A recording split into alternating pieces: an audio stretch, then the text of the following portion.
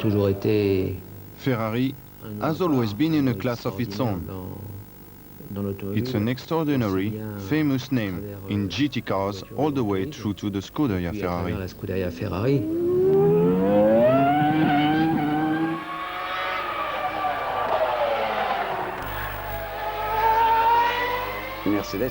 Mercedes never enjoyed sustained success, but each time they entered a race, it was extraordinary. In dieser Zeit von 1934 bis On the racetrack between 1934 and 1939, the superiority of the Mercedes-Benz Silver Arrow models was clear-cut. It even continued after the Second World War in 1954 and 55, when we returned to Formula One. Als wir wieder in die Formel 1 zurückgekehrt sind. Our team's drivers, Juan Manuel Fangio and Sterling Moss, dominated the racing world, confirming the Mercedes name as a reputable brand. It is a simple tale, the creation of a man who never stopped believing in his dream. His sole focus was working towards making the dream a reality. Ferrari's career started in Modena. He was an Alfa Romeo salesman. But it wasn't long before he wanted to race them, and when he was 25, 30 years old, the Alfa Romeo executives gave him the backing, and basically it wasn't long before he brought the Scuderia Ferrari to life. Competitive racing began with the creation of the first cars, and in a few years the popularity of motor racing would be universal. In 1899, a man from Belgium called Camille Janazzi did the unthinkable and broke the 100 km/h record. Mercedes are already on the scene. Enzo Ferrari is celebrating his first birthday. In der Geschichte der Marke Mercedes spielt Motorsport von Anfang an eine From the start, competition played an important role in Mercedes' history. Mercedes im Jahre 1901 gebaut wurde. In 1901, Mercedes entered and won the first organized car race in Nice. In Nizza teil. This victory brought the brand fame the world over. Damit wurde der Name Mercedes in der ganzen Welt erstmals berühmt. After the First World War, it didn't take long for competitive racing to pick up again, and with it came important advances in technology. In the 20s, car racing became enormously popular, and successful racing drivers were becoming well known. Rudolf Caracciola became famous for his partnership with Mercedes and enjoyed popularity in Germany. In the early 30s, economic conditions were in a sorry state. Motor racing lacked a certain panache and desperately needed financial support. Despite that, certain drivers would still time and time again stand out from the rest, as was the case with Caracciola, for example. I can see that Caracciola won 25 races with the SSK.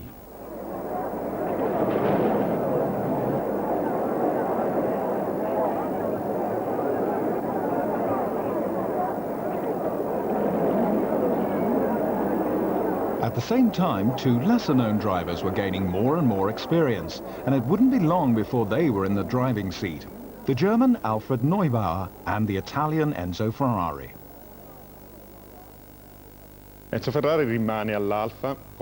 Ferrari drove for Alfa Romeo until 1928, and then, on 1st December 1929, he formed his own team with drivers like Talini and Cagnato, and this was the start of the great adventure.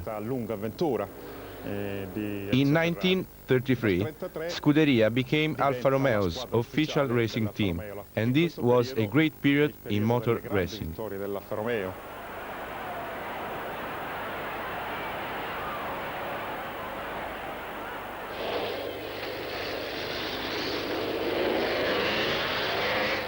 In 1934 in Monterrey, 200,000 spectators witnessed the first match-up between the Alfa Romeo Scuderia Ferrari team and Mercedes, the Italians proving victorious.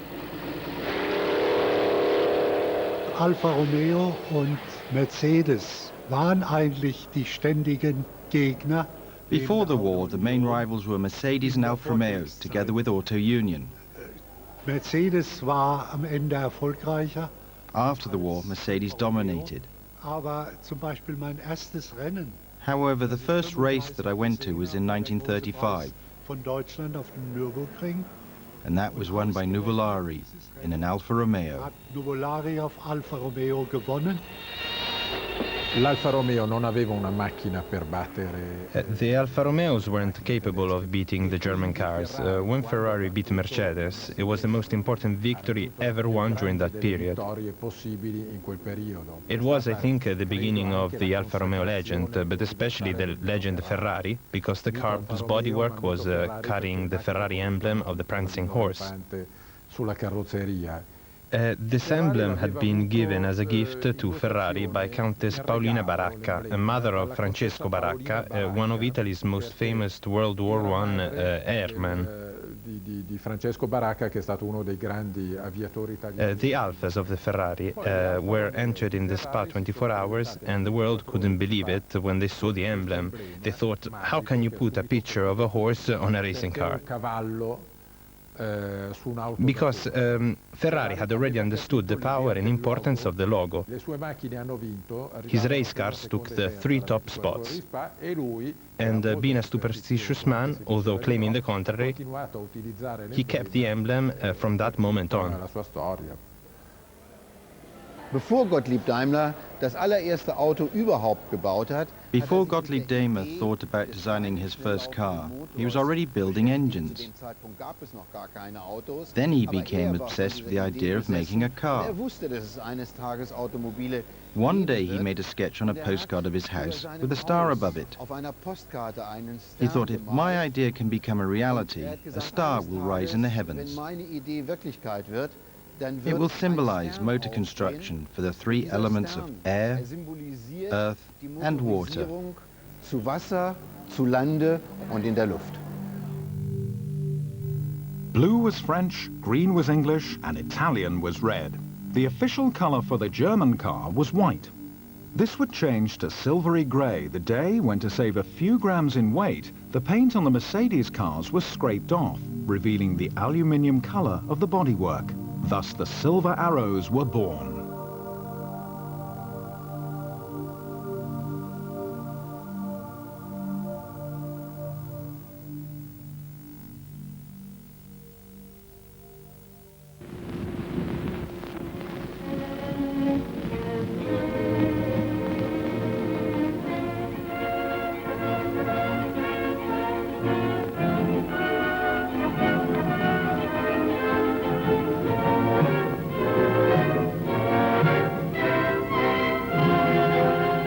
The Silver Arrow competitive car racing entered a new era. Mercedes in competition with not only Alfa Romeo but also Auto Union, another German car maker, had to step up a gear, focusing on combining innovative techniques and industrial methods with an implacable organization, all orchestrated by Alfred Neubauer.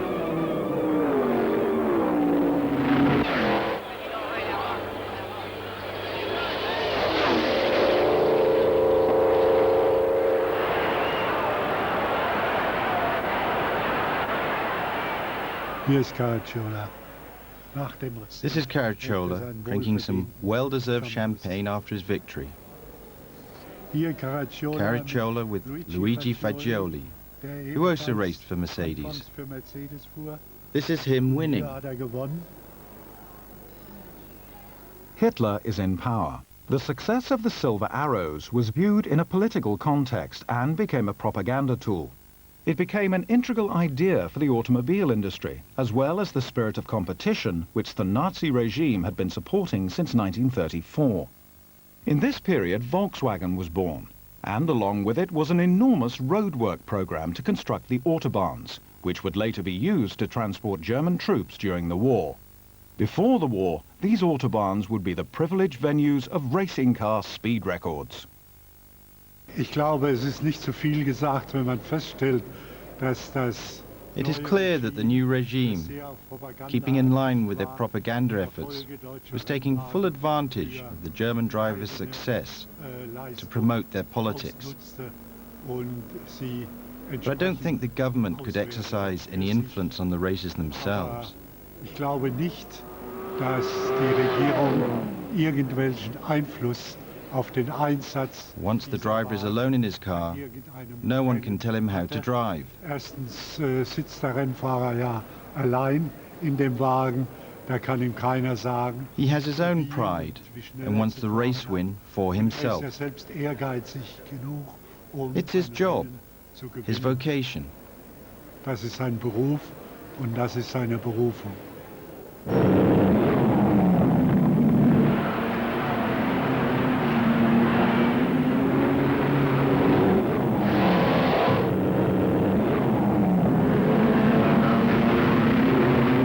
In Italy as well, the Fascist Party was not indifferent to Alfa Romeo's success. È stato un momento difficile, lui si è tenuto al di fuori delle... Those were difficult times. Ferrari stayed out of the politics by being in agreement with everyone, not only the winners but also the losers. Quindi lui è stato ampiamente utilizzato... He helped them all. He was influenced by the fascists because he had done a lot of favors for Mussolini's regime. Sull'autostrada... When Nuvolari set the speed record on the Livorno-Florence motorway, the fascist regime made the most of this record because it allowed them to outdo the German nation. Quindi il primo a premiare Ferrari. Mussolini was the first to congratulate Ferrari, Ferrari accettò di buon grado, who in accepting indirectly became a name linked with the fascist party. In qualche modo molto indiretto legato al fascismo. Poi lui... Later on, he built a factory in Modena, a communist stronghold, maintaining good relations with the Communist Party. Then it was the same story with the Christian Democratic Party. In fact, he was very good at keeping the peace.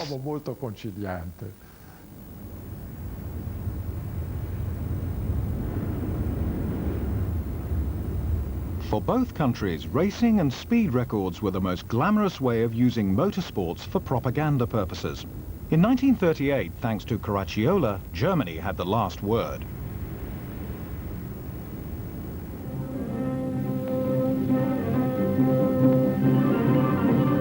In 1938 and 1939, Mercedes and Auto Union maintained their German supremacy on every racetrack, notably in Tripoli, Libya, newly taken over by the Italians. It only takes a few seconds to fill 100 liters of fuel into the tank. That's it, the tank is full. The fuel's overflowing and has splashed the driver. This mixture has a high alcohol content and will burn the skin like fire. Water, water, quick!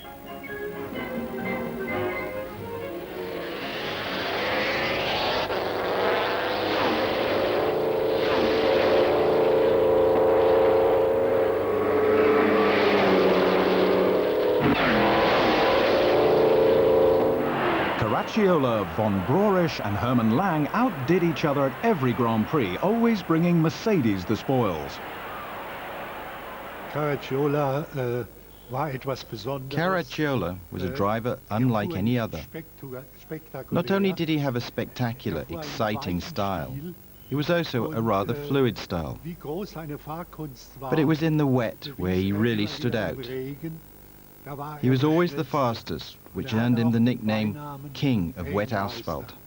It was in the wet that he won the Monaco Grand Prix, and in 1939 in Nürburgring he won again.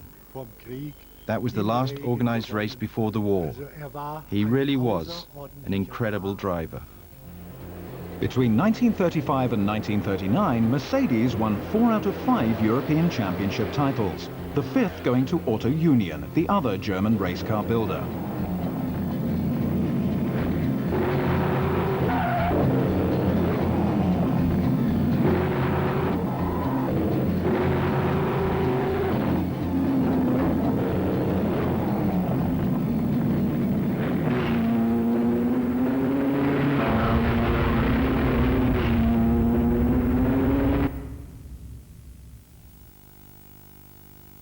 The dark times arrived and the madness of Hitler's conquests turned his country against him. In 1945, the Mercedes factories were devastated, just like Germany itself.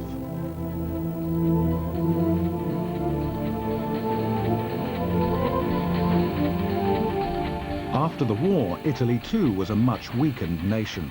But it was only 2 years after his country's defeat that Enzo Ferrari made his dream a reality, to build and race his own cars. The Ferrari Model 125S arrived in 1947 and won its second race. It was the beginning of an era.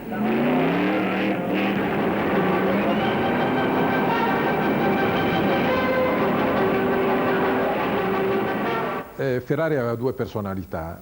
La personalità del dittatore assoluto. Ferrari had a double personality. He was known as a harsh taskmaster in the factory, a likable taskmaster, but a taskmaster nevertheless, strict and harsh. Col quale potevi andare a tavola. And there was his other side, the man who you'd go out for dinner with and who'd make you laugh all night. He loved fun, women, politics and songs, and always hungry for knowledge. It's very simple. I'm not a genius. I'm not a murderer. I'm just a car maker. È un uomo molto difficile, molto severo. He was very difficult, a very hard man, and he would have done anything for the Ferrari name. I think he sacrificed his life and his family to create the Ferrari legend. The Formula One Championship as we know it today got underway in 1950. It was strange at first to see Ferraris competing with the Alfa Romeos that Enzo Ferrari had designed in his Modena workshop in 1938. At the Monaco Grand Prix, Fangio's Alfa and Ascari's Ferrari managed to avoid a pile-up and cross the line in first and second place. Ferrari is the only team in Formula One that was there from the start of the World Championships. The only team born red and stayed red. The only team to build both the engine and the chassis since its creation. It only took Ferrari one season before it beat Alfa Romeo. It was in 1951 at Silverstone. Thanks to the Argentinian driver José Froilán González, this was the first victory in a long series and inspired Enzo Ferrari to say the famous words, "It was as though I had killed my mother." After González, it was Ascari's turn to win in a make-or-break race at the Nürburgring.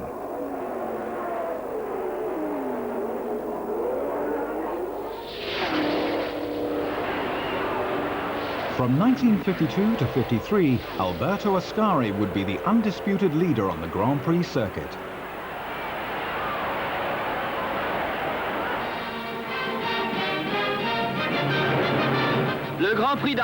We are in Buenos Aires for the Argentinian Grand Prix in front of 200,000 spectators, breaking all records for the race circuit, which has an official capacity of 70,000. The South American fans have broken down the gates and overpowered the security. The Argentine enthusiasm for car racing highlighted the sport's recurrent safety problems. Meanwhile, Alfred Neubauer harbored his one and only obsession, to see Mercedes make a comeback. Alfred Neubauer was like a father figure for all of us. He was at every race, representing Mercedes. He was a perfectionist and expected the same perfection from all of us. We weren't just building a Mercedes-Benz racing car, we were also keeping Alfred Neubauer happy.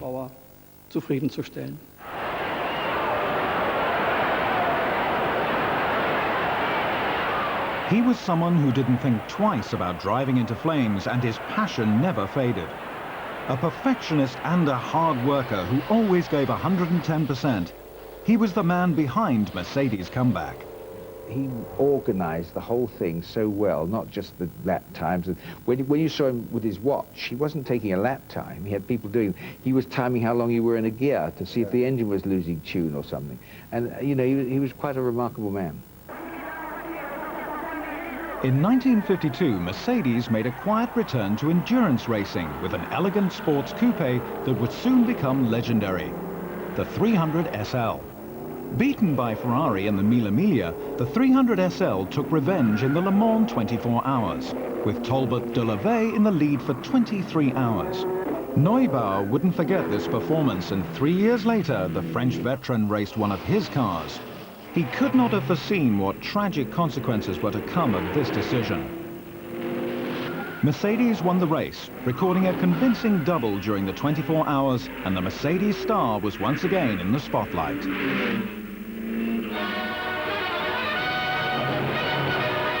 A beauty queen signaled the start of the Pan American race in Mexico with the world's best drivers at the wheel. The 300 SL completed the season, winning the glamorous Pan Americana. In stage 1 of the race, from Tuxtla Gutierrez to Ascari, a vulture hit Kling's windscreen while he was driving at 220 kilometers per hour. His co-pilot momentarily lost consciousness. Kling later had this grating placed in front of the windscreen to protect him from any further impacts.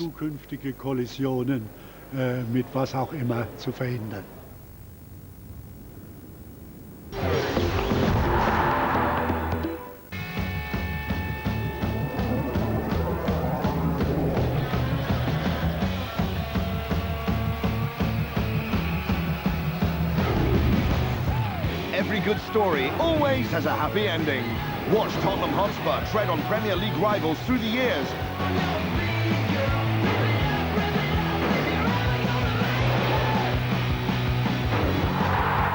Spurs love happy endings, and so do we. Where's shopping mall? There's shopping mall. Things that are small, box big and tall. Where's Chinese food? There's Chinese food. Spicy chicken wing, chicken almond ding. Ding dong. Traffic's a mess, there's no distress. Find a new way with no delay. Blue trim is on, call the salon. Need a waxing now, got a unibrow. Give a garment. Give a garment. Screen clear and wide, whole world inside.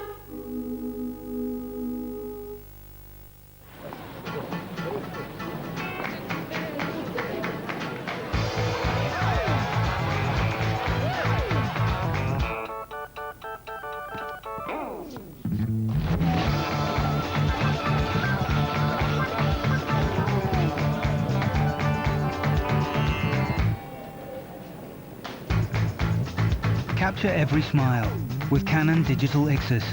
With Canon, you can. We've got the stuff you love for the people you love at HMV. Like Blade Runner, The Final Cut.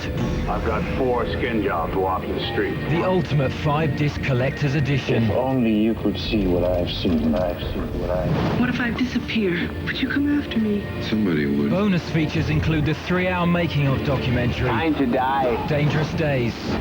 I want more life. Get closer, HMV. เมนูไก่ซอสพริกตำรับไทยๆแสนอร่อยจาก Subway Stores ทำตามความต้องการของคุณ Fresh in front of you Subway Eat fresh New on Disney DVD It's showtime! The musical phenomenon that's the must-have gift this Christmas Yes! It's even more sensational on DVD All for one and one for all. With brand new bonus features including a never-before-seen song High School Musical 2 Extended Edition The perfect gift only on Disney DVD now Think you know all the moves? Now put them to the test. Get your head in the game with the High School Musical DVD game, out now to play. With face detection, a wide-angle lens and image stabilization, Canon Digital Xs lets you capture every smile. With Canon, you can. Winner of the FHM Fashion and Grooming Award for Styling Innovation 2007. VO5 Extreme Style, break the mold. Imran Khan. He might now be yapping on about the movement of justice, but back in the day, it was his moves that made all the talking. Voted all-time best all-rounder in April 2007, this Pakistan-born Oxford graduate is the Lion of Lahore, the real king of swing. For cricket icons, meet 1992's World Cup champion, Pakistan's Imran Khan. every night this week at 8 on ESPN Classic.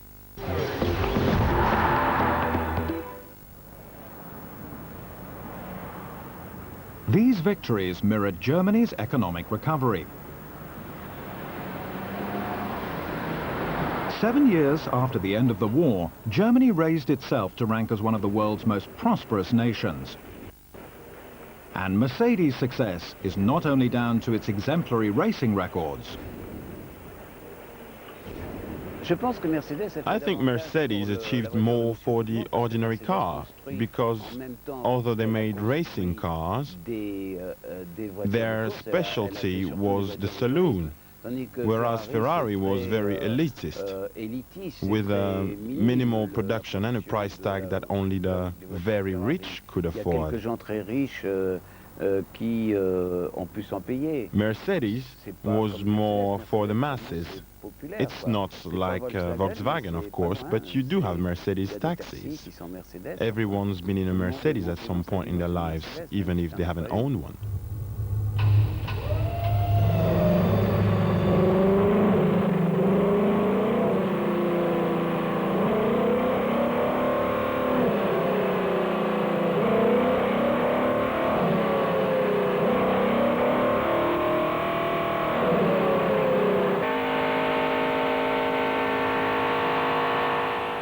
When I was racing, the ultimate team, when they came in to drive for, was Mercedes.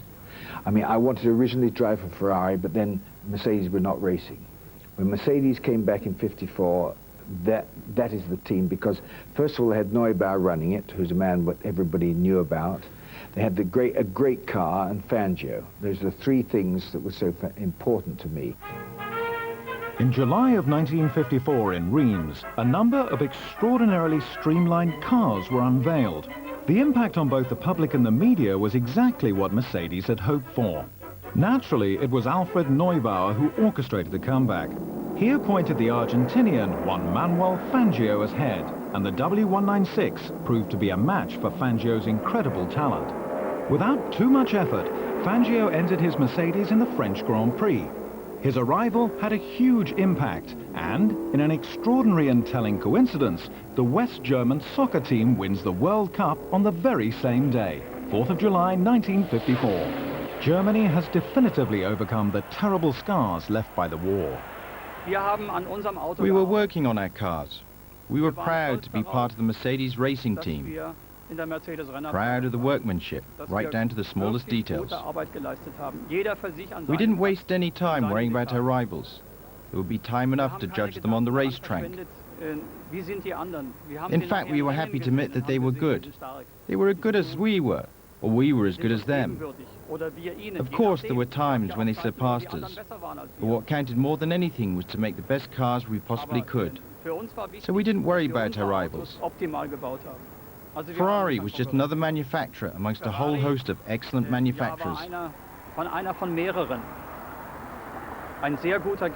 We also had to take Maserati into account. They were very good and also very fast. And there was also Alfa Romeo. We were certainly kept on our toes.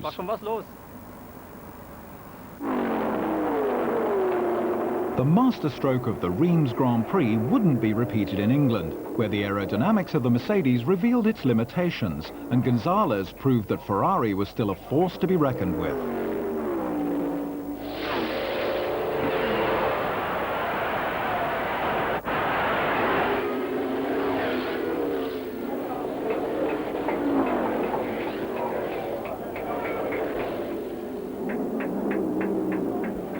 So Mercedes decided they'd use two different types of chassis depending on the circuit. After a series of race wins, Fangio is crowned world champion in 1954.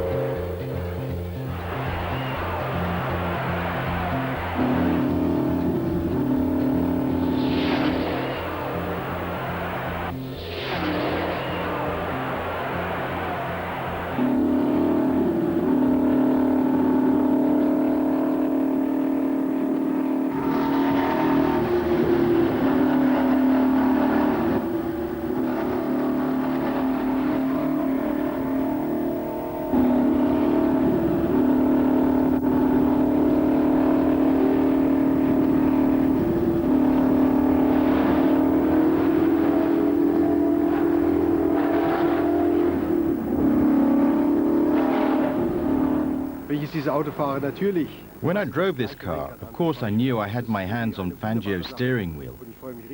I drove with Fangio in Mexico. He was 80 years old and grew younger by the lap. It was incredible sitting next to him. I must say, this car was a wonderful toy. It had a powerful 3-liter engine, and it was easy to drive, even then.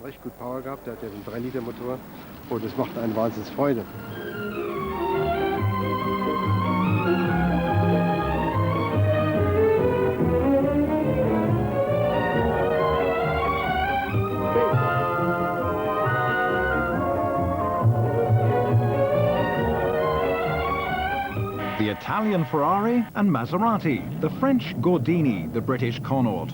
Mercedes took on a colourful field in the 1955 British Grand Prix at Aintree. Despite the quality of its rivals, the four W196s lining up at the start would be the leading four. However, the race was yet to provide a pleasant surprise for the British public.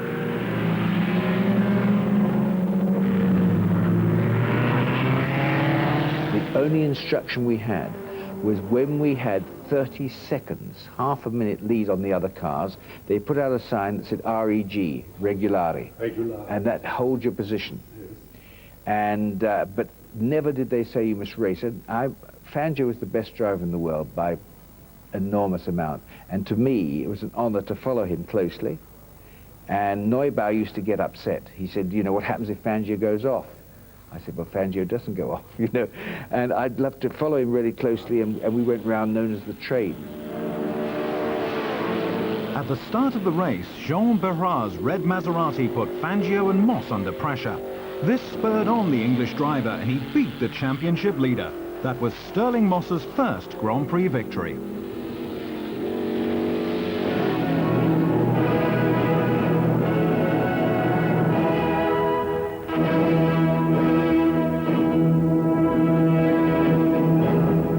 I still don't know if Fangio let me win.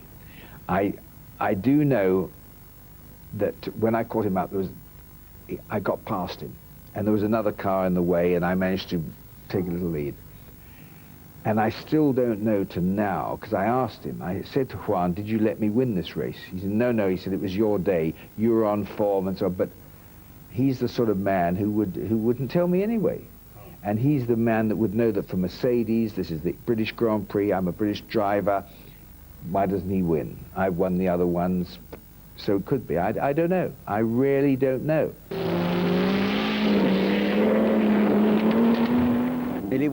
At that time, cars were more difficult to drive. They had less grip, you had less control. It was difficult driving a car to the limit. Nowadays, it's easy to push a car to the limit.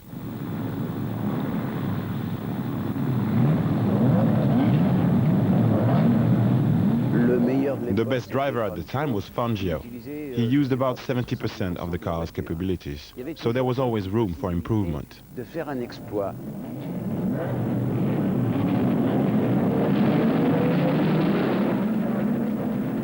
Perhaps Jean-Louis Trintignant based his theory on his uncle Maurice Trintignant during the 1955 Monaco Grand Prix when the Mercedes engine failed.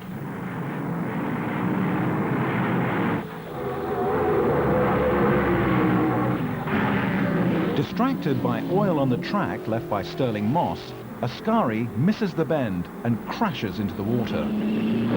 Ascari has overshot the chicane. The car has disappeared completely. He is transferred to a stretcher and taken to hospital with little worse than a cut nose and a severe shaking.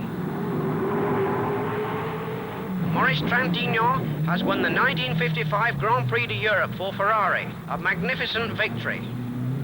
This film is dedicated to Alberto Ascari, who was so tragically killed 3 days later at Monza.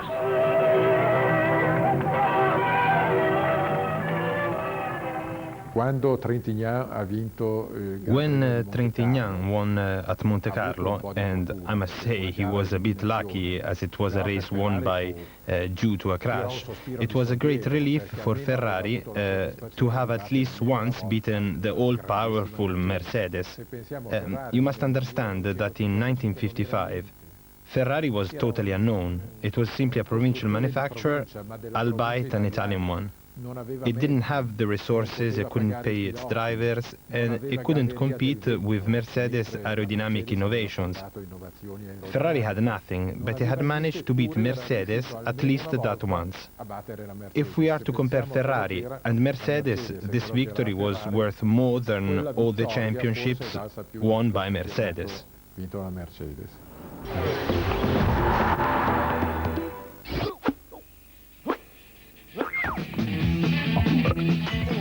Bag of nuts, chips, got bellies. 2 pots lager and a packet of crisps. Full up Matador. It's time to hit. Bullseyes!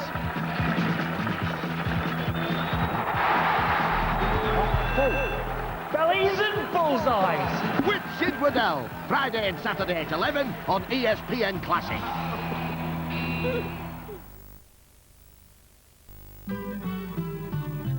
Throughout the day, your body uses up nutrients. So that's why Minute Maid took juice from a stack of tasty fruit, some extra vitamins, carefully blended them all together, and came up with Minute Maid Nutri Top-Up. It simply tops you up with selected nutrients, so now you and your family can top up with more of the good stuff you need. Nutri Top-Up from Minute Maid helps you keep healthy. Simple. You think I use my credit card to go to a biker convention? Possible. Tickets to see Toxic Dump. If you have an identity theft problem and you're a Capital One customer, an expert advisor will ensure your case is resolved. And with a great new deal featuring 0% on balance transfers and 0% on purchases, both fixed until August 1st, 2008, now's the time to join us. I'm calling Capital One. What's in your wallet?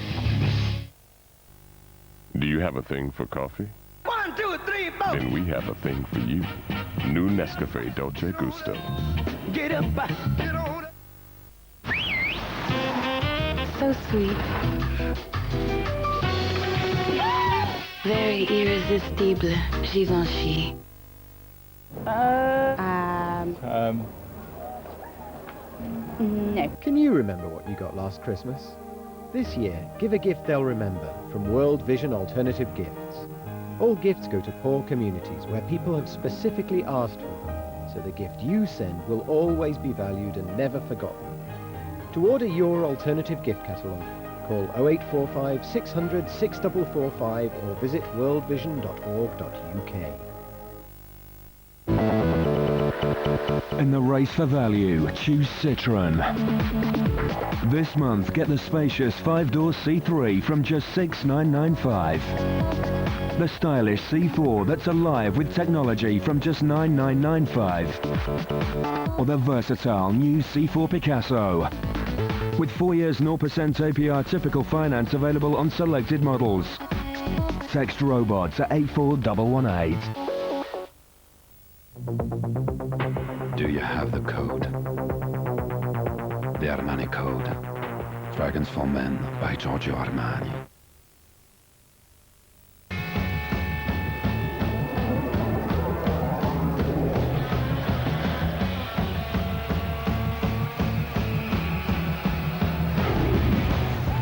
Every good story always has a happy ending. Watch Tottenham Hotspur tread on Premier League rivals through the years.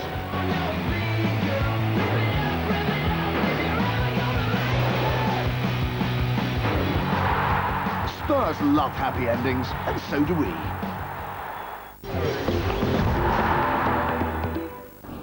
Outside of Formula One, Mercedes and Ferrari would come up against each other in 1954 and 55 in endurance racing, in races such as the Targa Florio, the Mille Miglia, or the Le Mans 24-hour. Ferrari would excel, particularly in 1954. Sauvage, comme animal. Its V12 engine was designed for Ferrari by the engineer Colombo. The first model, released in 1946, was a 1500, a 4.5-liter engine, 3 times more powerful. It won Le Mans 24 hours with Maurice Trintignant and José Froilán González, beating Jaguar, which is unthinkable at the time. It was incredibly powerful, brutal in fact. And yet, he was tamed by the two great champions and it beat the Jaguar Armada a year before Mercedes returned to Le Mans.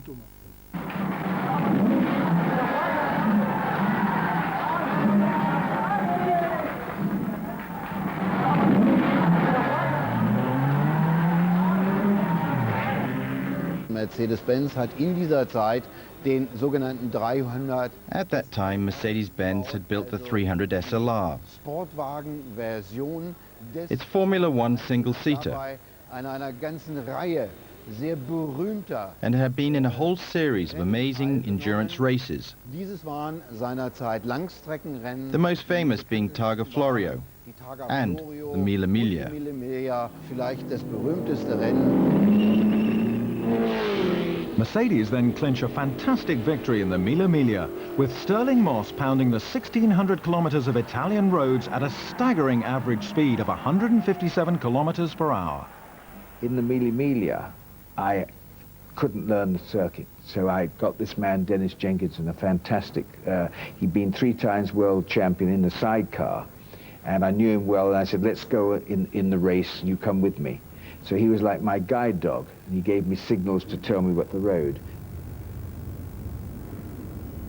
The thing about the Mille Miglia, you needed a car that was reliable, and Mercedes, with the exception of Monaco, was every other race we finished, every other race we won. In 1955, Mercedes returned to Le Mans after a 3-year absence. Well, Le Mans I remember very well, because we get to Le Mans, we had the air brake, which was fantastic. We did not have disc brakes, remember. And we put the air brake up, and it was like a big hand holding the car. I think Fangio and I were driving together, and when they pulled our car out, we were 20 minutes, which was, you know, like 5 laps ahead of the Jaguar that won. At 280 kilometers per hour, Levis Mercedes hits another car and it explodes into the crowd. I was there. I wasn't in the stands, but I was there. It was dreadful. We didn't know what was happening at the time. I mean, we knew that people had been killed, but we didn't know how many. It was devastating. It was unthinkable. I think the problem really was that Levesque didn't have experience of that type of car. He drove on his own, and I think he was probably pretty tired, and I think it was just one of those unfortunate things that happened.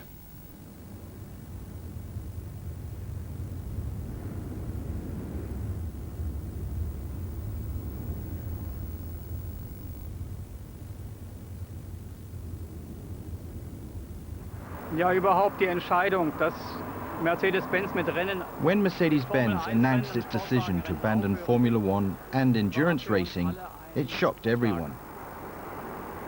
Wir hätten gerne weitergemacht. We wanted to continue racing because the way we saw it was that accidents were part and parcel of the sport. Gehörten dazu. Und die Entscheidung aufgrund... Their decision didn't appear to be particularly well thought out.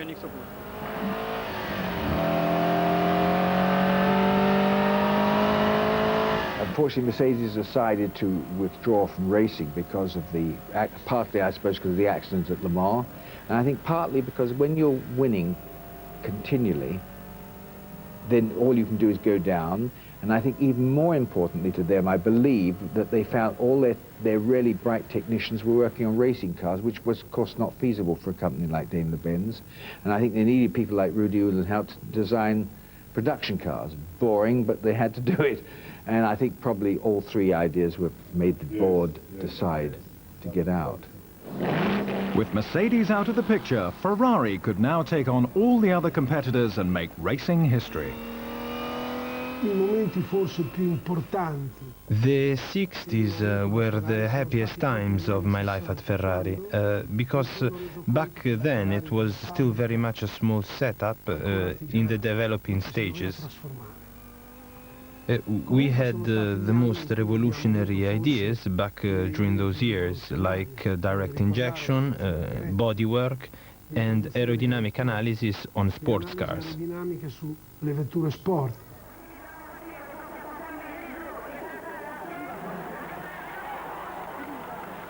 The 60s was a very successful decade for Ferrari.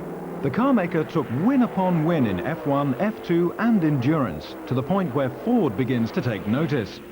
In 1964, the American car maker arrived at Le Mans with its fancy blue and white GT40s.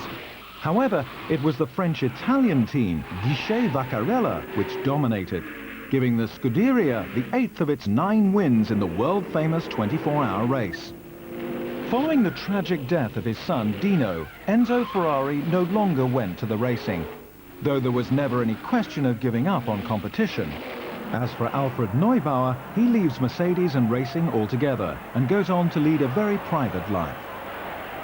Negli anni 1967 noi... In 1967 we designed a car called the 330 P4.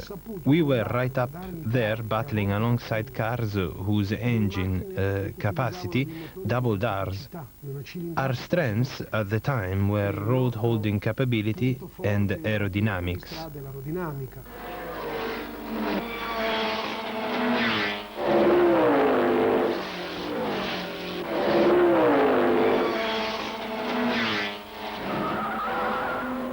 I momenti più belli, forse più significativi per noi, sono state la guerra. The best times were the days we were head-to-head with Ford. We were a small outfit that was able to go to Daytona to beat Ford, and we'd make the headlines. Unfortunately, Ford got their revenge at Le Mans, but we still saved the face. Even though Ford didn't stick to the rules, which maybe a lot of people know about, we came in second and won the World Championship.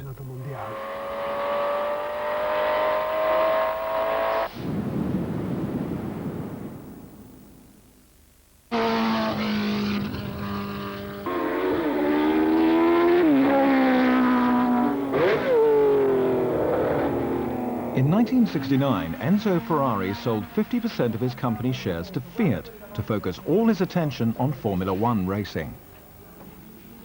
We are trying new front suspension. How good is Nicky as a test driver? How good is Nicky as a test driver? He's a good test driver. Our car is going quite well now. Quello poi che è diventato il gioiello che tutti sanno tra gli anni 70 e gli anni 80. Throughout the 70s and 80s, Ferrari was the team to beat, especially with the brilliant drivers they had like Lauda, Regazzoni, Scheckter and Villeneuve. These men put Ferrari's name in the history books. Not only that, it became one of the most well-loved Formula One teams, which truly represented the history of car racing. Through the years, whether it won or lost, there wasn't another team as involved in Formula One racing as Ferrari.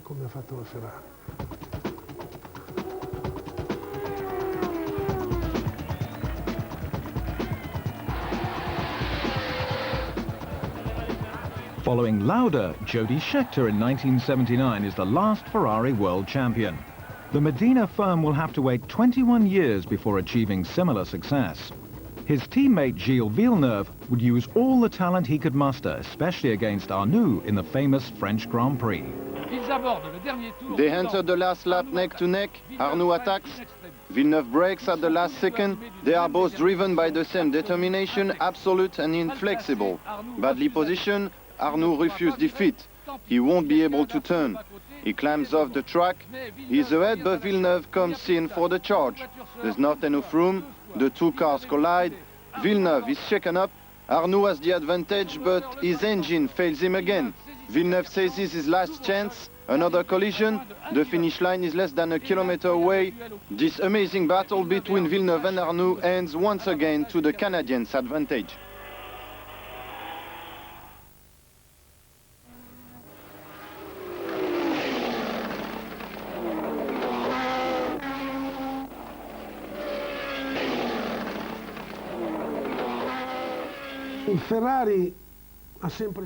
Enzo Ferrari always knew that races unfortunately could represent and still does represent a tribute to human life.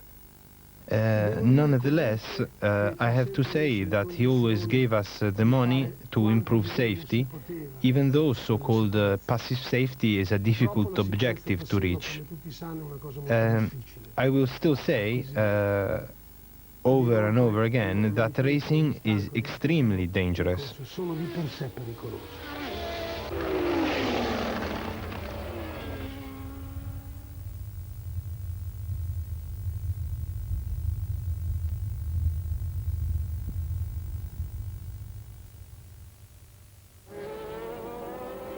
Alfred Neubauer died in 1980, Enzo Ferrari on August the 14th, 1988. And then several months later, Mercedes returned to endurance racing with the Sauber racing stable. Mercedes once again is on the racing scene, winning the Le Mans 24 Hours in 1989. They develop a policy of discovering new talent, one of which is a certain Michael Schumacher. In 1995, the Stuttgart firm revealed even greater ambitions, and they joined up with McLaren. This marked the return of the Silver Arrows to Formula One, 40 years after Fangio's world title in 1955. Since the beginning, we wanted to work with partners, taking advantage of winning teams like McLaren's experience. And it worked. We came back to Formula One because car racing is part of our history. Hat sicherlich damit zu tun, dass Motorsport Teil unserer Historie ist. This year we celebrated 100 years of the Mercedes love affair with car racing. Passion erlebt, das heißt 100 Jahre Leidenschaft, 100 Jahre Motorsport. We've enjoyed success since 1997. Sind wir das eigentlich sehr erfolgreich. I have a great respect for what Mercedes and McLaren do. But Mercedes supplies engines to a Formula One team at a great expense. It's not really in the same class as Ferrari in the Formula One. But it's still an extremely professional team, clocking up some great wins and having some amazing battles out there. De très beaux succès, des bagarres terribles.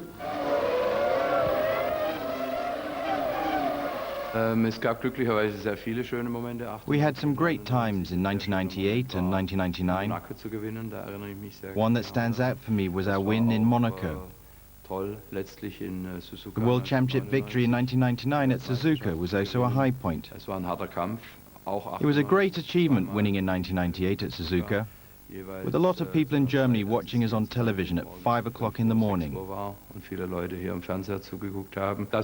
Those are moments that the team will remember for a long time. Ferrari brings a certain passion unlike that of any other car manufacturer. No other racing car has managed to match it anywhere in the world. Ferrari is a myth, a legend, which no one can explain. Thanks to his organizational skills and the ability to select the best associates, Jean Todt played a pivotal role in Ferrari's comeback. He was the one to introduce a German driver named Michael Schumacher to the world to take on the Mercedes. All racing drivers dream about driving a Ferrari one day. Michael was no exception. He was attracted by the challenge. You had a team that hadn't won for a long time, while he had been winning for the previous 2 years. He saw it as the most important challenge of his whole racing career. I must admit, I cannot really see Michael driving anything else during his Formula One career.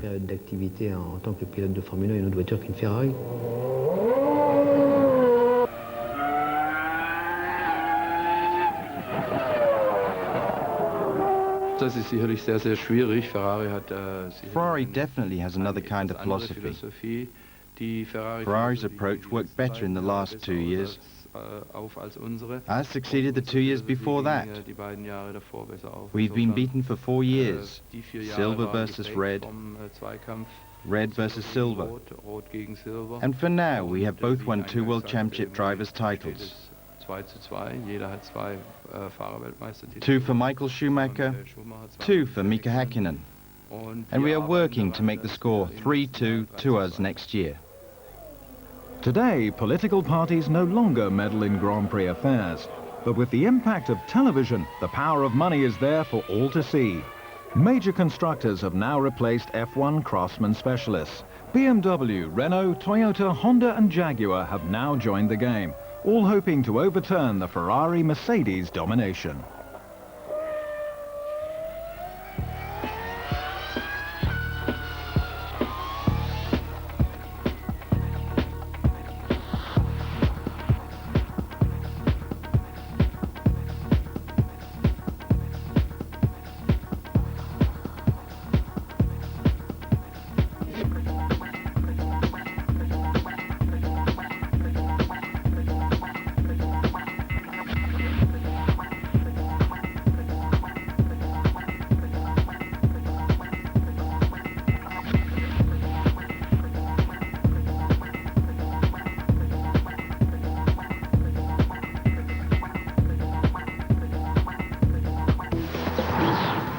You are watching Channel 442 on Sky.